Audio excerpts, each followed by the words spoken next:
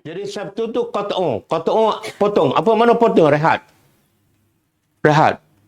Sebab itulah hari Sabtu dinamakan Al-Qat'u sebab waktu rehatlah. Dan sebab itu Bani Israel dia minta pada Nabi Musa AS. Kami dah bekerja penat 7 hari kan. Kami nak 1 hari je. Kami tak nak bekerja. Kami nak berehat dan nak beribadat sahaja. Dia minta. Nabi Musa pun minta pada Allah. Maka Allah kata, okey silakan.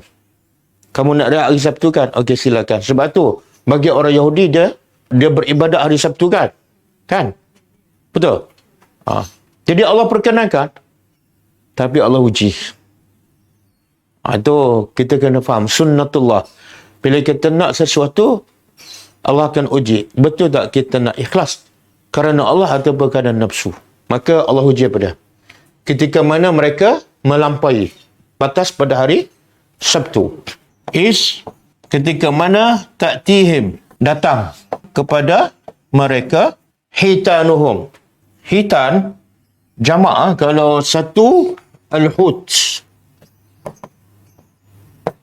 Al-hutu. Al-hut makna ada as-samak mana ikan. Samakun. As-samaku. Ikan. Cuma apa beza hut? Kalau satu hut. Kalau banyak hitan. Hitan, ini jamak plural. Apa beza? Ada pendapat mengatakan samak umum. Tapi kalau sebut hut, ikan yang besar. Ikan yang besar. Ketika mana datang kepada mereka ikan. Ikan-ikan mereka. Allah sandarkan ikan tu kepada mereka. Makna apa tu?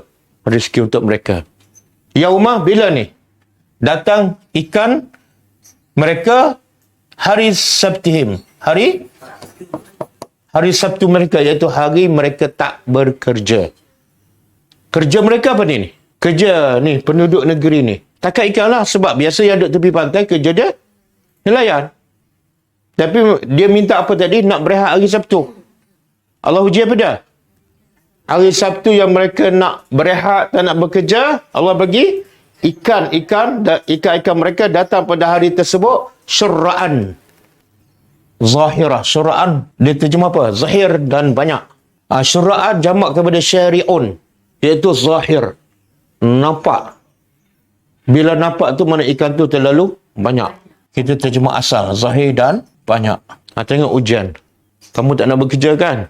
Okey, aku nak tengok betul ke tak nak bekerja. Cara Allah uji apa dah?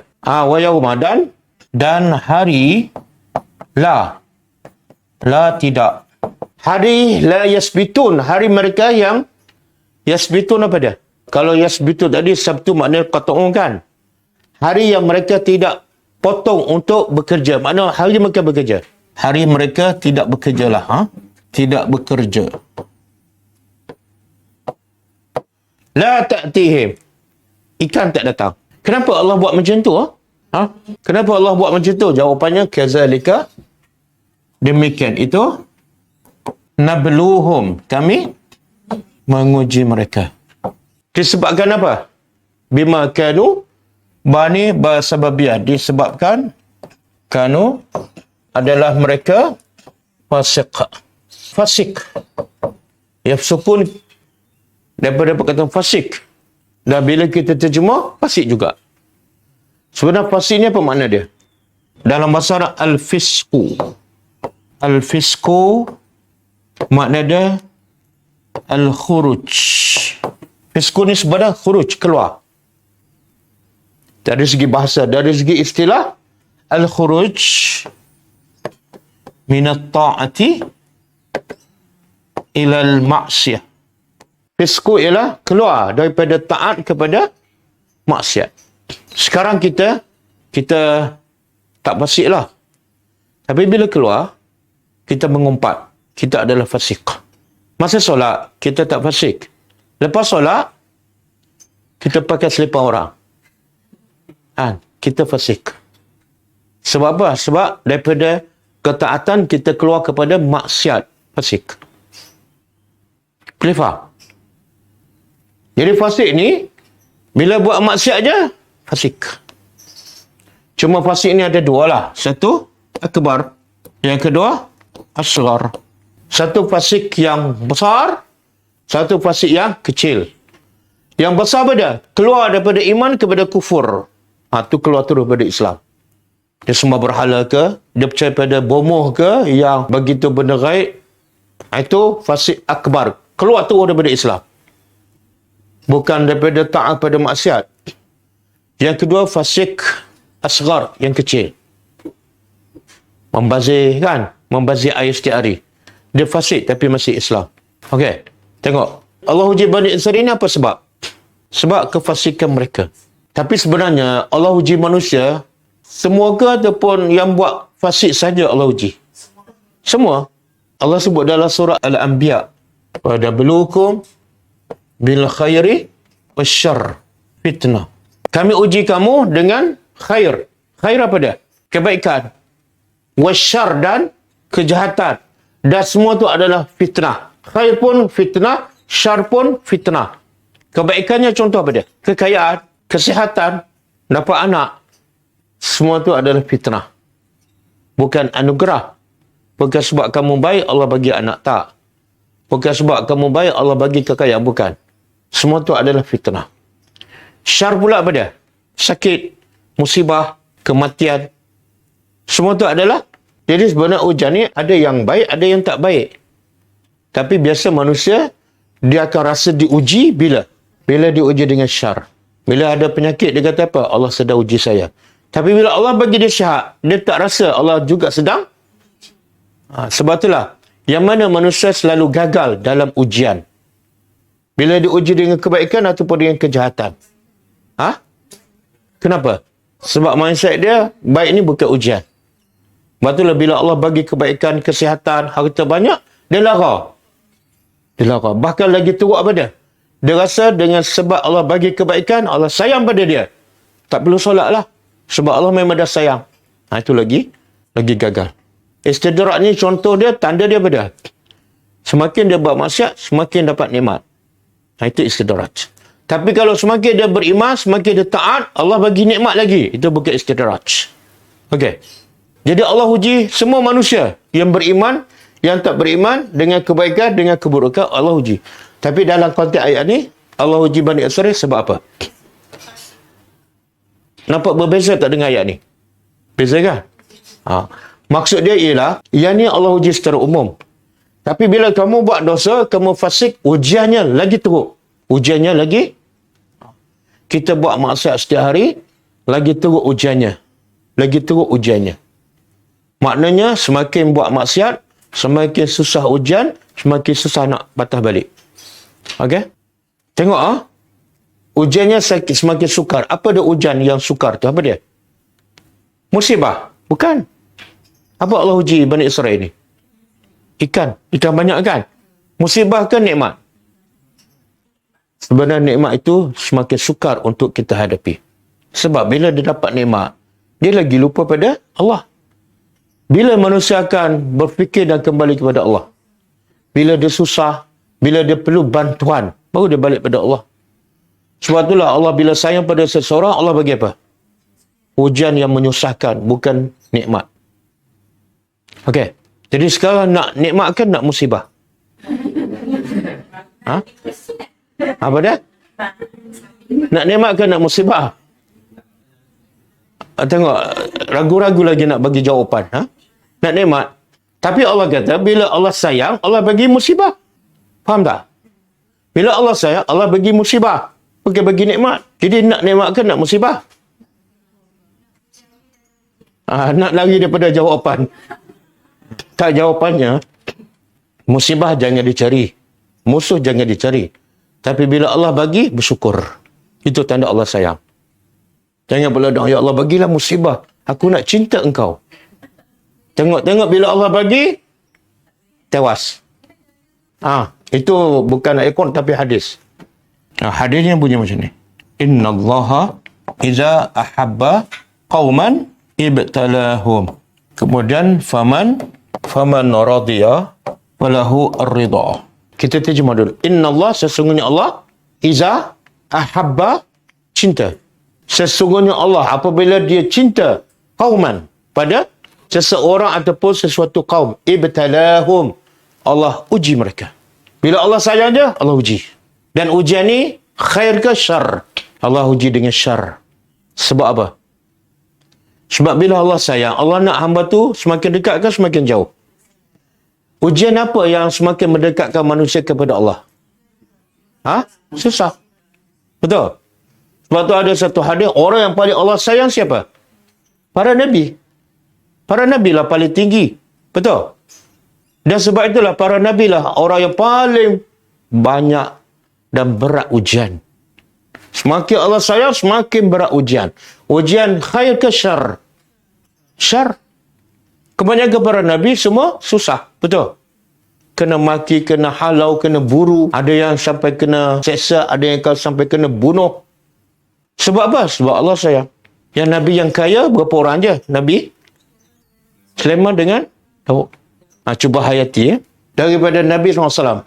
Qal telah berkata. Cuba terjemah. Inna, hadirnya bermula dari sini. Inna, sesungguhnya. Izama. Izama apa dah? Kebesaran. Al-jaza. Balasan yang besar. Ma'a adalah bersama izamil bala. Ujian yang besar. Semua nak gaji besar kan? Betul? Nak gaji besar kan nak gaji kecil? Kita kalau minta kerja satu syarikat, bos tu bagi pilihan pada kita. Kamu nak gaji besar ke gaji kecil? Kita akan jawab apa? Sedap je jawab nak gaji besar kan? Dengar dulu syarat. Bos kata, kalau nak gaji besar, ujiannya sangat besar. Ujian apa? Tak boleh bagi tahu. Tapi kalau kamu nak ujian kecil, gaji kecil. Kita pilih yang mana? Gaji kecil lah. Nampak tak cara kita berfikir? Apa yang kita fikir sebenar? Kita nak senang. Betul? Bila bunyi gaji besar, lepas tu ujian pun besar, tak jadi. Jadi Allah kata, kamu nak pahala sikit ke pahala besar? Kalau pahala besar, mesti bersama izamil bala. Ujian yang mesti besar. Faham? Kemudian Allah kata, wa innallah. Ini yang saya tulis tadi. Dan sesungguhnya Allah, apabila ahabba, mencintai qauman, seseorang ataupun mana-mana kaum, ibtalahum. Allah uji mereka. Uji dengan apa? Khair ke syar? Syar. Faman radiyah. Maka siapa yang reda? Reda dengan apa ni? Dengan ujian. Dia dapat apa? Falahu ar-reda. Dia dapat reda. Subhanallah. Semua kita beramal ke buat kerja nak reda Allah. Tiba-tiba Allah bagi syarat, nak reda aku yang paling besar, kena lulus ujian yang besar. Ya Ustaz, saya nak ujian kecil je. Mana matlamat kamu bukan nak reda Allah. Matlamat kamu nak senang. Nak rehat. Betul? Sebab tu bila diuji, kita akan mengamuk. Sebab matlamat kita nak rehat. Dan, waman sakhita. Siapa yang sakhita lawan reda. Kalau reda, dia puas. Sakhita, dia tak puas hati dengan ujian tu. Ataupun dia marah dengan ujian tu. Kenapa aku? Ayat kenapa aku makna sakhita. Dia dapat apa? Falahu as-sakhatu. Baginya dapat kemurkaan Allah. Nampak tak? Sebab itulah Nabi dan para sahabat, dia tak tengok ujian, dia tengok apa? Hasil ujian. Bila mindset dia, aku nak reda Allah, ujian yang besar macam mana, berat macam mana, dia nampak kecil je. Sebab dalam kepala dia fikir apa? Reda Allah. Ujian nampak kecil. Tapi kalau dalam kepala kita fikir apa? Nak senang, nak sihat, nak mudah. Kita tak akan peduli reda Allah. Allah murka pun aku tak kisah. Betul? Beza. Jadi cara berfikir menjadikan kita boleh terima ujian Allah ataupun kita tak boleh terima. Cara kita berfikir. Okey. Dan ada satu lagi dalil, hadis Nabi kata, orang yang paling banyak diuji ialah al-anbiya, para Nabi. Semua al-amsal. Kemudian kurang daripada darjah Nabi. Semua al-amsal. Kemudian kurang. Semakin lemah iman dia, semakin kurang ujian dia. Itulah bila kita tengok orang diuji, kadang-kadang kita kesian pada dia. Kalau dia beriman, dia kesian pada kita. Aku kesian tengok kamu, tak ada ujian lah. Macam Allah tak sayang je pada kamu. Kita pun kata pada dia, kamu ni syok sendirilah. Ada satu hadis, dua orang berjiran. Jiran dia tu selalu diuji, susah, penyakit macam-macam. Yang dia pula sentiasa senang. Jadi dia pun kesian pada jiran dia. Kenapa kamu susah ni? Kenapa selalu diujikan? Dan dia rasa dia bersyukur sebab sentiasa dapat nikmat. Disebutkan di akhirat besok, Allah takdirkan dia berjumpa dua-dua ni. Yang sentiasa sihat, yang kurang ujian, nampak jumpa di akhirat yang kawan dia yang selalu diuji. Dia buat apa? Terima pahala. Pahala tak henti. Dia pula tengok je, tak dapat pahala. Sebab apa kawan tu selalu dapat pahala? Sebab di dunia, daripada hasil ujian, dia redha, dia sabar, ganjarannya besar. Izami. Dia pula tak dapat pahala. Walaupun kat dunia, dia sentiasa sihat. Sentiasa dalam nikmat. Sebab ujiannya tak ada. Maka apa kata orang ni? Dia kata, alangkah baiknya kalau aku dikembali semula ke dunia dan aku diuji lebih banyak daripada kawan aku ni. Tengok, bertukar cara berfikir. Bila tu? Bila dah nampak hasil ujian. Nampak? Itu penting ilmu tu. Yang semua tak reda dengan ujian sebab tak ada ilmu. Yang ada dalam kepala dia, nak senang. Betul tak? Sistem pendidikan kita daripada sekolah rendah sampai universiti, matlamat, nak senang, nak sihat. Betul? Kita tak bersedia menerima ujian. Bila dapat ujian, mengamuk. Sebab ilmu akhirat tidak ada dalam pendidikan kita. Rugi tak? Dah lah dapat musibah. Lepas tu musibah lebih besar apa dia? Bukan sakit. Murka Allah. Ada lagi musibah lebih besar daripada murka Allah? Ada? Tak ada. Sebab itulah kalau kita ada ilmu dengan musibah tu, akhirnya musibah jadi satu nikmat. Sebab apa? Dengan musibah tu kita dapat redha Allah. Bila hidup kita berpandukan ilmu. Okey. Dia Islam menganjurkan bila kita ditimpa musibah sakit ke, Islam menganjurkan kita supaya berusaha untuk merawat. Itu tak salah. Yang salah apa? Tak setuju dengan musibah tu. Maksudnya apa? Kita usaha dan ditakdirkan tak sembuh, senyum je. Faham tak? Itu makna kita setuju dengan musibah. Tapi kalau kita usaha, bila tak sembuh juga kita mula, itu makna tak setuju. Yang terbaik apa dia? Nabi Ayub, diuji tak? Berapa lama? Tak adalah Allah tak sebut, tapi berbelas tahun dah. Dia minta tak untuk sembuh? Tak. Kenapa dia tak minta? Apa kata Nabi Ayub AS? Senang dah lama. Jadi Allah uji. Jadi tengok cara berfikir. Itu antara tafsiran lah. Allah bagi aku sihat, katalah 60 tahun. Allah bagi sakit 20 tahun. 40 tahun sihat. 20 tahun aku sakit. Kenapa aku tak boleh bersyukur? Sebab 40 tahun dah sihat. Cara berfikir tu. Kan? Kita sihat 20 tahun. Sakit 1 jam je. Betul tak? 1 jam je. Tak tahan ya Allah. Sebab apa? Dalam kepala kita nak sihat, nak senang, nak rehat. Yang tu kita tak boleh tahan. Tapi dalam kepala kita, aku nak redha Allah. Aku nak pahala. Aku nak kepuasan dalam hati. Sakit pun tak apa. Akhirnya sakit pun tak sakit. Betul?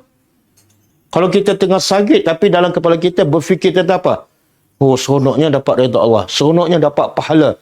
Pahala sabar berapa banyak? Cara kita berfikir, sakit tu tak rasa. Sakit tu tak rasa. Sebab tu orang macam Nabi Ayub boleh bertahan berbelas tahun dengan penyakit yang luar biasa. Apa kata Nabi Ayub? Anni massa niya ad-dur wa anta arhamur rahimin. Oh, luar biasa ni. Orang yang Allah sayang. Luar biasa. Sebab itulah dengan ujian mereka lagi bersyukur. Dia kata apa? Wahai Tuhan, ani sesungguhnya aku massania. Apa benda? Dur tu mutarak lah ataupun sakit. Sakit telah menimpa aku. Sakit telah, itu je dia cakap. Tapi lepas tu dia kata apa? Wa anta arhamur rahimin. Engkau bukan setakat rahimin, bukan setakat penyayang, tapi paling penyayang. Apa maksud tu? Dia minta, ani massani ad-dur. Sembuhkan aku. Tak ada. Hujung dia kata apa? Dia puji pula Tuhan. Tuhan yang bagi penyakit berbelas tahun, tiba-tiba dia puji. Engkaulah yang paling penyayang. Boleh faham tak? Kita kalau Allah bagi sakit, kita puji tak? Ya Allah, engkaulah paling sayang pada aku. Puji tak? Kita kata apa? Macam kita sakit kan, doktor cucuk kita berkali-kali. Kita redha tak? Redha kan? Bahkan kita kata, ya bagusnya doktor ni sentiasa rawat aku. Padahal cucuk tu sakit kan? Cucuk sini, cucuk sini. Sebab kepala kita fikir apa? Aku nak sihat. Bila doktor buat benda yang kita nak, kita suka pada doktor. Sanggup bayar lagi hospital swasta. Betul tak? Cara kita berfikir. Tapi bila Allah buat, kita macam tak rasa Allah sayang. Betul tak? Ya Allah, aku tak tahan, aku tak tahan. Sebenarnya Allah bagi musibah pada kita, yang kita mampu ke yang kita tak mampu. Allah tak pernah zalim. La yukallifullah. Allah tak akan bebankan benda yang kita tak mampu. Bila kita rasa tak mampu, bukan musibah yang Allah bagi luar daripada kemampuan kita. Bukan. Tapi iman kita terlalu lemah. Iman kita terlalu lemah. Allah tak zalim. Sebab tu antara kisah-kisah yang Allah sebut dalam Quran, kisah para Nabi, kisah umat dahulu, apa tujuannya? Supaya bila kita sakit kan, bila tengok Nabi Ayub, kita rasa apa? Ya Allah, malunya. Baru 3 hari. Umur 60 tahun. Sehat. Allah bagi 3 hari. Nabi Ayub, berbelas tahun. Senyum je. Puji Allah. Ya Allah, malunya aku. Lepas tu nak masuk syurga, minta pula syurga Firdaus. Faham tak? Tapi dalam kepala kita, dalam mata kita, tengok orang sihat je. Kita tak tahan. Ya Allah, aku nak berjalan ni. Ada 4 negara lagi belum melancong. Betul tak? Kita balik pada ayat kita. Pengajaran daripada ayat ni apa dah? Pengajaran daripada ayat ni paling besar ialah bila Bani Israel minta nak berehat, minta nak beribadat, tak nak bekerja gitu, Allah tu retas. Sebenarnya kamu bohong. Kamu bohong. Kamu bukan nak berehat pun sebenar. Kamu bukan nak beribadat pun sebenar. Tapi kamu berbohong. Aku nak buktikan kamu berbohong. Dengan cara apa? Ikan banyak. Bila ikan banyak, tengok kamu cari kerja kan? Tadi kata nak rehat, bohong. Jadi pengajaran untuk kita apa dah? Jangan minta nak buat sesuatu yang kadang-kadang di luar kemampuan kita. Jangan minta. Bila minta, Allah uji. Saya bagi contoh. Kadang-kadang kita sakit. Kita kata, Ya Allah, bagilah aku sihat. Aku nak puasa 3 hari turut-turut. Minta. Allah pun uji. Besok Allah bagi sihat. Tak puasa. Kenapa Allah bagi sihat? Allah nak buktikan dia adalah berbohong. Faham tak? Jadi daripada ujian, Allah tahu siapa yang benar-benar beriman, siapa yang bersifat munafik. Dengan ujian. Allah dah tahu tak orang tu berbohong tu pun tak, tanpa ujian. Kenapa Allah uji juga? Supaya manusia puas hatilah. Kalau Allah hukum pun berdasarkan apa yang berlaku. Bukan berdasarkan ilmu Allah sahaja. Okey. Lepas tu, wa iz qalat, dan bila sebut iz, kena ada urskuru. Ingatlah. Allah suruh siapa ni ingat? Allah suruh Nabi ingat dan ingatkan umat kamu. Ingatkan apa? Kisah. Kisah kedegilan Bani Israel.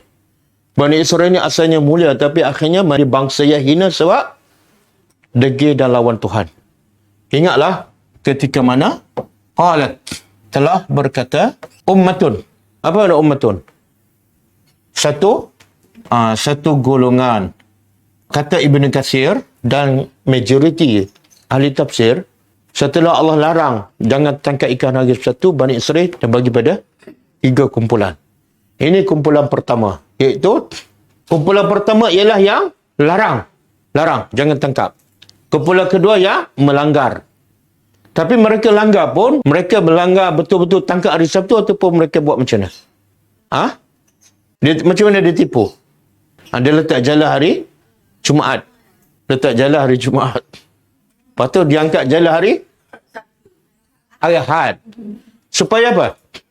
Supaya dia rasa dan orang tak nampak dia langgar perintah Allah. Sebab Allah larang, jangan tangkap hari Sabtu. Saya tak tangkap hari Sabtu. Saya letak hari Jumaat, angkat hari Ahad. Tengok perangai tu. Perangai apa tu? Daripada satu dosa dia langgar, jadi 2 dosa. Satu dosa melanggar, tangkap ikan hari Sabtu. Tangkap ikan daripada ikan hari Sabtu. Yang kedua dosa, menipu Tuhan. Dia ingat Tuhan ni bodoh macam dia. Mana lebih baik? Letak jala hari Jumaat, angkat hari Ahad dengan betul-betul tangkap hari Sabtu. Mana lebih baik? Dua-dua tak baik lah. Dua-dua langgar perintah Allah. Cuma antara 2 yang paling teruk, langgar perintah Allah dan menipu sekaligus. Okey. Minhum, satu golongan daripada mereka. Daripada Bani Israel. 5 apa dia? Kenapa? Kenapa ta'izuna? Ta'izuna daripada mau'izah. Kenapa kamu menasihati ataupun menegur qauman, kaum ataupun puak ataupun golongan Allah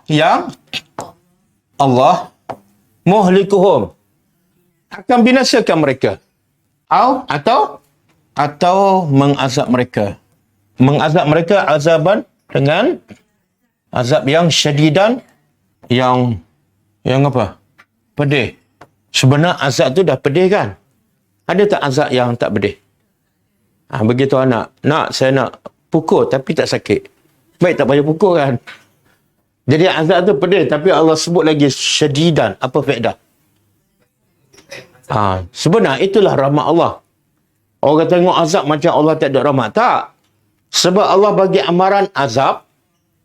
Kadang-kadang dengan azab saja orang tak berapa takut. Allah nak orang betul-betul takut dan jangan langgar. Maka Allah tambah satu lagi perkataan. Nampak macam menakutkan, tapi sebenarnya ada kebaikan tak? Ramai yang langgar perintah Allah, puncanya apa? Tak takut azab Allah. Kita dengan anak kita. Anak kita degil kan? Mana lebih menakutkan? Kalau kamu tak solat, mak pukul. Dengan rotan kecil je. Ataupun satu lagi, kalau tak solat, mak pukul dengan rotan besar, sampai pecah rotan tu. Yang mana lebih dia takut? Yang mana lebih menunjukkan mak tu rahmat pada anaknya? Nombor satu ke nombor dua? Nombor dua. Tapi orang salah faham dia kata, ya Allah, ganasnya mak tu. Tak, mak bukan nak pukul. Mak nak buat sesuatu sehingga anak dia solat. Itulah rahmat. Maka begitu juga Allah. Allah bagi azab yang sangat pedih supaya apa? Supaya manusia betul-betul takut dan jangan buat. Kalau azab di akhirat, ringan je. Apa jadi? Siapa tak salah, aku bakar 1 minit je. Yang azab teruk pun ramai yang tak solat. Kalau azab ringan, lagi ramai masuk neraka. Boleh faham? Sekarang daripada ayat ni kita faham, bahkan kata Ibn Katsir dan majoriti ahli tafsir, dalam kes tangkap ikan hari Sabtu, Bani Israel terbagi pada 3 daripada ayat ni. Pertama, kalau kita tengok terjemah ni, satu golongan menegur siapa? Orang yang menegur. Kenapa kamu tegur? Satu kaum yang Allah akan binasakan mereka. Siapa tu? Yang tangkap ikan. Jadi daripada ayat ni ada 3 golongan. Satu, yang tangkap ikan. Yang kedua, yang menegur. Yang ketiga, yang tak larang. Tapi dia pula tegur orang yang menegur. Faham? Faham tak? Ada 3. Satu, yang tangkap ikan, langgar perintah Allah. Yang kedua, yang melarang. Jangan tangkap, takutlah pada Allah. Yang ketiga, langgar pun tak. Dia tak langgar, dia tak tangkap ikan. Dan dia pun tak larang orang yang menangkap. Bahkan dia menegur orang yang menegur. Faham tak? Okey, apa jawapan orang yang menegur? Bila dikata, kenapa kamu nak tegur puak-puak ni? Puak-puak ni, bila dia langgar perintah Allah, Allah akan hukum dia. Kamu tegur, tak ada faedah. Sia-sia je. Perhabis air liur je. Faham tak? Ada logik tak? Ada logik. Dia kata Allah pasti akan azab mereka. Biar je lah. Maka apa jawapan orang yang menegur? Qalu, mereka berkata, ma'ziratan. Ma'ziratan apa dia? Ma'ziratan daripada perkataan uzrun. Dah jadi bahasa Melayu. Uzrun. Cuma Melayu bila sebut Melayu apa dah? Uzur. Kenapa tak datang? Saya uzur. Perkataan Arab tu. Ni daripada ma'ziratan. Di sini maksud ma'ziratan apa dah? Kalau bahasa Arab, atlubu min rabbi an ya'zirani. Supaya aku di akhirat besok, aku dapat minta pada Allah supaya maafkan aku sebab aku dah tegur. Makna apa tu? Yang menegur cukup faham. Menegur perkara muka adalah wajib. Kalau aku tak tegur, aku nak jawab apa di hadapan Allah? Faham tak? Dalam kepala dia, mencegah kemungkaran wajib. Perintah Allah. Jadi kalau aku tak tegur, sudah, aku nak jawab apa? Maka aku pun tegur. Supaya apa? Di akhirat, aku boleh jawab. Faham tak? Ini faedah pertama, mencegah kemungkaran. Faedah pertama, mencegah kemungkaran. Dia ada 3 faedah semua. Faedah pertama apa tadi? Kita sendiri tu supaya lepas menjawab di akhirat. Jangan fikir orang buat maksiat. Tak, fikir diri kita. Kerana Allah kata, ya ayyuhallazina amanu qu, jaga diri kamu. Jangan duk menyibuk orang. Kamu tak buat kemungkaran, tapi kamu tak cegah. Kamu buat dosa. Dosa tak mencegah. Kubur masing-masing Ustaz. Tak apalah, tunggulah. Ma'ziratan, nak terjemah apa ni? Sebagai alasan. Ila rabbikum, kepada Tuhan kamu. Dia kata Tuhan kamu kan? Bukan Tuhan aku. Maksudnya apa? Yang kamu marah aku tegur ni, sebab Tuhan kamu suruh lah. Kamu ni ada Tuhan kan? Siapa Tuhan kamu? Tuhan kamu tu yang suruh cegah kemungkaran. Tuhan tu juga Tuhan aku dan itu juga Tuhan kamu. Bukan Tuhan aku sahaja. Kemudian, sebab kedua.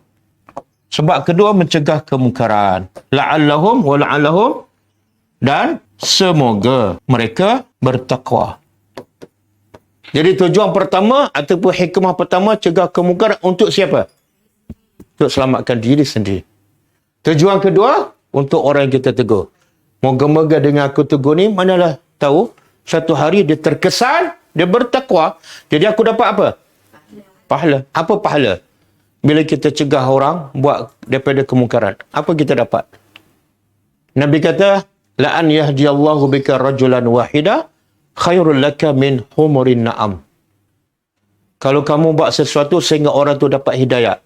Kan dia buat maksiat tapi kamu tegur, kamu nasihat, dia berhenti buat maksiat. Makna dapat hidayah. Punca apa? Punca kamu bagi. Maka lebih kerja kamu menegur tu lebih baik, lebih mahal daripada unta merah. Unta merah. Unta merah apa makna? Harta yang paling mahal di zaman Nabi. Harta paling mahal. Jadi ini memberi motivasi dan kekuatan untuk orang yang mencegah kemungkaran. Pertama, supaya aku dapat jawab daripada Allah. Faham tak?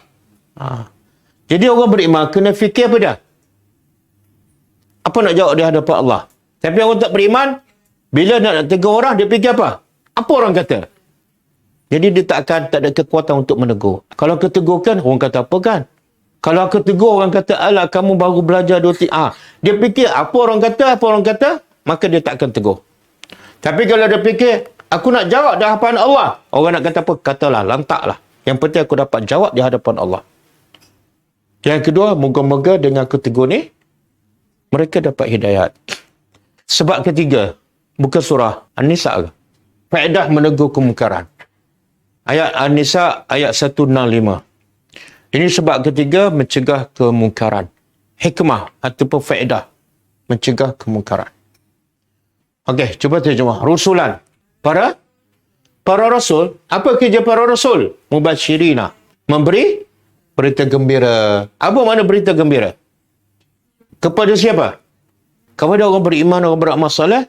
Kerja rasul beritahu kalau kamu beriman dapat syurga, dapat pahala. Yang kedua, kerja rasul munzirin. Memberi peringatan ataupun amaran. Kepada siapa? Yang buat dosa lah. Kalau kamu buat dosa, balasannya sekian, nerakanya sekian. Itu kerja para rasul. Dan kita ni pewaris para rasul. Sebab rasul dah mati. Siapa yang mengambil alih tugas para rasul? Kita lah. Mubasyirin dan munzirin. Supaya ini faedah ketiga, menyuruh ataupun mencegah kemungkaran. Iaitu li'alla yakuna linnas, supaya tidak ada bagi manusia ke atas Allah hujjah ba'da rasul. Faham tak? Tidak ada ke atas manusia hujjah ke atas Allah. Contoh, buat maksiat, kita tak tegur dia. Bila di akhirat besok, Allah azab dia. Dia ada hujah tak? Apa hujahnya? Dia tak tahu. Tuhan, kenapa kamu azab aku? Aku tak tahu pun. Tak ada siapa beritahu. Engkau mengazab aku salah. Faham tak? Jadi supaya manusia tidak ada hujah ke atas Allah, apa dia? Sampaikan. Bila dia sampaikan, orang tu di akhirat besok Allah azab dia. Dia tak akan salahkan Tuhan sebab dakwah dah sampai. Faham tak? Itu faedah ketiga. Okey. Faedah menyuruh yang ma'ruf dan mencegah kemungkaran. Ada berapa semua? Ada berapa? 3. 1. Supaya dapat jawab di akhirat besok di hadapan Allah. Dalil surah apa? Surah Al-A'raf ayat 164. Faedah kedua, semoga mereka bertakwa. Dalil? Faedah ketiga, supaya manusia tak ada alasan untuk mempersalahkan Tuhan. Dalil? Surah An-Nisa 165. Okey, cuba buka surah Taha. Allah perintah, izhaba Apa makna izhaba? Izhaba, fi'il apa ni? Amar. Amar, dia perintah pada siapa? Seorang ke, dua orang ke, tiga? Dua, mana tahu dua? Alif. Pergilah oleh kamu berdua. Alif. Siapa dua orang ni? Musa dan Harun. Pergi kepada siapa? Fir'aun. Pergi pada Fir'aun. Kenapa kena pergi jumpa Fir'aun? Innahu tagha. Sebab dia tagha tu melampau. Bila dia melampau, kerja kamu apa dia? Cegah ketauhutannya. Sampaikan dakwah. Sebab itulah dakwah kena pergi ke tunggu kat rumah. Tunggu je orang jemput. Kenapa Ustaz tak berdakwah? Tak ada orang jemput saya. Itu bukan dakwah, itu bisnes. Kemudian bila pergi, faqula. Maka, katalah oleh kamu berdua kepadanya qawlan layyina. Kata-kata yang lembut. Allah perintah supaya Musa dan Harun berkata pada musuh dia dengan bahasa yang lembut. Kenapa? Kan Firaun ni musuh Tuhan. Sampai tahap dia mengaku mana musuh, mungkin musuh nombor satu. Tapi tiba-tiba Allah kata, bila kamu cakap dengan musuh nombor satu aku ni, cakap dengan lembut. Yalah ni jahat sangat ni, cakaplah kasar kan. Macam kita lah. Anak kita nak pergi jumpa pakcik kita yang jahat. Pakcik kita maki hamun kita, ambil harta kita, tak pulang balik, pecahkan kereta kita. Lepas tu, bila anak kita nak pergi jumpa pakcik tu, kita pesan apa? Apa kita pesan pada pakcik yang jahat pada kita ni? Pertama kita cakap apa? Jangan jumpa pakcik tu, memang jahat. Sebenarnya siapa jahat? Kita pun jahat 2 kali 5. Kan? Kalau baik sikit, kita kata, pergilah jumpa. Tapi, jangan bercakap dengan dia. Kalau dia kata apa, buat tak dengar je. Itu kurang sikit jahat. Tapi kalau kita baik sangat, kita kata apa?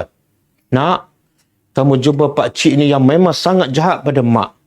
Tapi cakap dengan bahasa yang lembut. Semoga dengan kamu cakap lembut, dia berubah jadi baik. Cantik tak? Oh, cantik. Tapi berlaku tak? Berlaku tak? Kalau berlaku, kalau mak cakap macam tu pada anak, anak pun pensan. Mak aku ni betul kan? Sejak balik Mekah ni berubah. Bukan sejak balik Mekah. Sejak lepas kelas tadabbur ni berubah. Sebab banyak balik Mekah sama perangai kan. Tengok Allah nak ajar kita.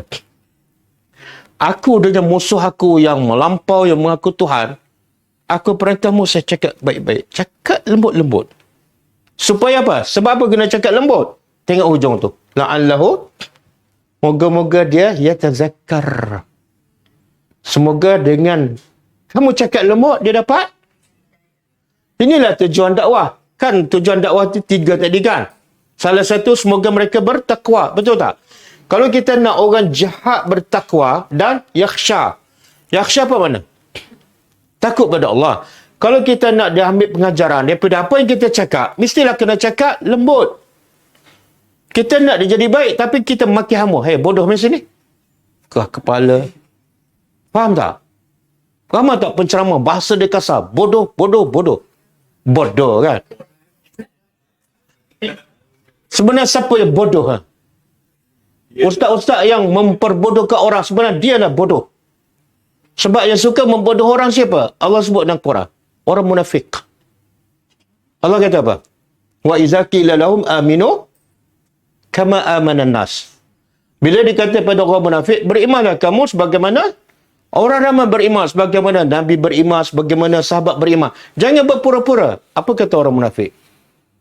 Anu'minu kama amanas sufaha. Adakah patut kami beriman sebagaimana orang-orang bodoh beriman? Orang munafik kata, mana mungkin kami beriman sebagaimana orang bodoh beriman. Siapa orang bodoh tu? Nabi dan sahabat. Jadi yang suka mengatakan orang beriman bodoh siapa? Orang munafik. Jangan guna perkataan bodoh. Jangan memperbodohkan orang. Yang memperbodohkan orang ialah orang munafik. Okey. Nampak tak? Tujuan dakwah untuk mereka dapat, maka bahasa tu mestilah lembut. Jadi logiknya kepada Firaun pun kena cakap lembut. Kepada cicit Firaun, kadang-kadang orang Islam, bukan Firaun pun, cuma tak solat je. Cakap kasar dah. Maksudnya kita bukan pendakwah, kita pelepas geram. Kan? Okey. Saya nak tanya. Allah tahu tak Firaun tak akan berubah walaupun dakwah Musa dah lembut? Tahu tak? Kenapa Allah suruh Musa pergi jumpa? Kan buang masa. Balik pada hikmah berdakwah tadi. Sebab ketiga apa dia? Supaya Firaun tidak ada alasan di akhirat bila Allah azabkan dia. Kalau Musa tak berdakwah, tiba-tiba Allah azab Firaun. Firaun akan jawab apa? Engkau zalim Tuhan. Musa tak cakap apa-apa kepada aku. Tiba-tiba kenapa aku diazab? Maka Allah hantar Musa supaya Firaun tak ada alasan. Boleh faham? Jadi berapa ramai yang jahil di luar, kita tak sampaikan. Mereka ada alasan. Dan yang bersalah siapa? Kita yang berilmu. Kita yang berilmu. Itu yang kita tak akan lepas tu jawapan nombor satu tu. Di hadapan Allah. Dah buat ke belum? Dah sampai ke belum? Jangan fikir orang terima ataupun tak. Itu bukan urusan kita. Okey. Habis ayat ni. Jadi pengajaran daripada ayat 1 nampak apa dia? Wajib kita cegah. Tujuan supaya satu? Tak. Tujuan pertama. Kita sendiri. Yang kita fikir orang, kita tak buat tu. Fikir diri aku dulu. Aku nak selamatkan diri aku daripada neraka. Di akhirat aku boleh jawab. Aku dah sampaikan, aku dah berdakwah. Kan? Tujuan kedua, semoga mereka dengan tazkirah aku ni, mereka terkesan dan berubah. Yang ketiga, mereka tak ada alasan di akhirat besok. Jadi tak nak kena buat. Kemudian, pengajaran di sini juga, apa yang mendorong Bani Israel yang mencegah kemungkaran ni? Pendorong utama dia beda. Pendorong utama untuk dia mencegah kemungkaran. Keyakinan kepada hari akhirat. Aku tak akan lepas. Aku lepas ni nak pergi ke akhirat. Nak jawab apa? Keyakinan pada hari akhirat bagi motivasi dan kekuatan untuk dia berdakwah. Dia tak fikir orang kata apa. Sebab dalam kepala dia, aku nak lepas di akhirat. Yang kita pula takut, lemah, tak semangat nak buat kerja dakwah. Sebab apa? Dalam kepala kita tak fikir nasib kita di akhirat besok. Yang fikir aku nak selesa. Orang puji, orang tak kutuk, orang tak marah. Okey. Nampak tak? Nanti ayat seterusnya Allah akan beritahu. Ni semua ni ada kesan dia. Yang mencegah, yang melanggar perintah Allah, apa yang Allah kenakan pada mereka. Yang mencegah Allah kenakan apa? Apa dia dapat. Yang larang buat pun tak, langgar pun tak, larang pun tak, apa dia dapat di selepas ni. Di dunia lagi Allah dah hukum. Tunggu ayat seterusnya. Okey, cukup Kita jumpa lagi malam ni kelas bahasa Arab. Kita tutup dengan membaca tasbih kafarah. Subhanakallahumma wa bihamdika asyhadu an la ilaha illa anta astaghfiruka wa atubu ilaik. Assalamualaikum warahmatullahi wabarakatuh. Kitab Allah tarqa jinanahu wa tanal